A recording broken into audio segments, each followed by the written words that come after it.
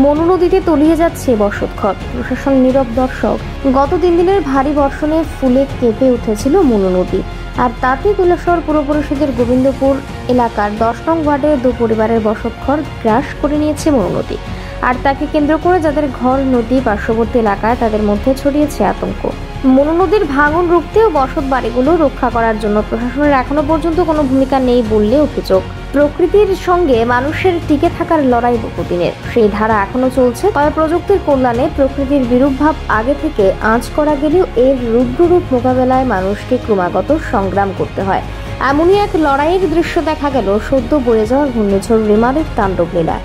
ভারী বৃষ্টিপাতের ফলে গত 3 দিন ধরে ঊনকোটি জেলার জেলা সদর কৈলাসহরের চতুর্দিকে জলমগ্ন হয়ে রয়েছে। কৈলাসহরের মনু নদীর জল প্রায় বিপদসীমার কাছাকাছি পৌঁছে গেলেও জলের স্তর অনেকটাই নেমেছে বলে প্রশাসনিক সূত্রের খবর। তবে নদীর জল কমতে শুরু করার সাথে সাথেই বেশ কয়েকটি বসতঘর বিলীন হয়েছে নদীগর্ভে।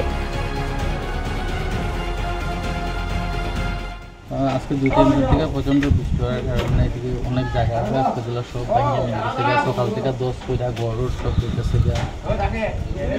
কেউ আইসেন নি এখন? আইসে আইয়া তারা দেখতে তো সবাই দেখতেছে। কে কে আইসে?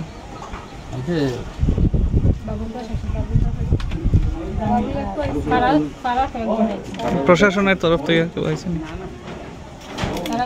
প্রশাসনের তরফ থেকে কত নম্বর ওয়ার্ড এটা? 10 নম্বর ওয়ার্ড পুর পরিষদ। পুর পরিষদের তরফ থেকে কখন পর্যন্ত কেউ আইসে?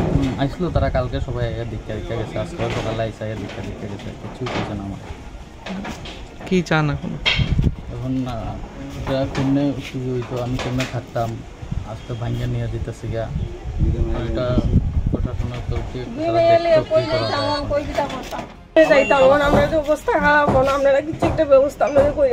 কি হয়েছে এখানে? এটা কত নম্বর ওয়ার্ড? 10 নম্বর ওয়ার্ড।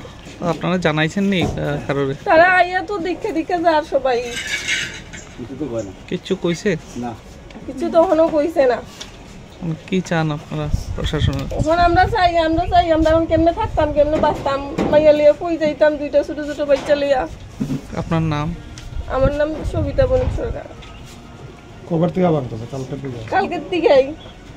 এখন আপনারা কই আছেন? এই ঘরেই আছেন? এই ঘরেই আছি এখন, আপাতত কই যাইতাম।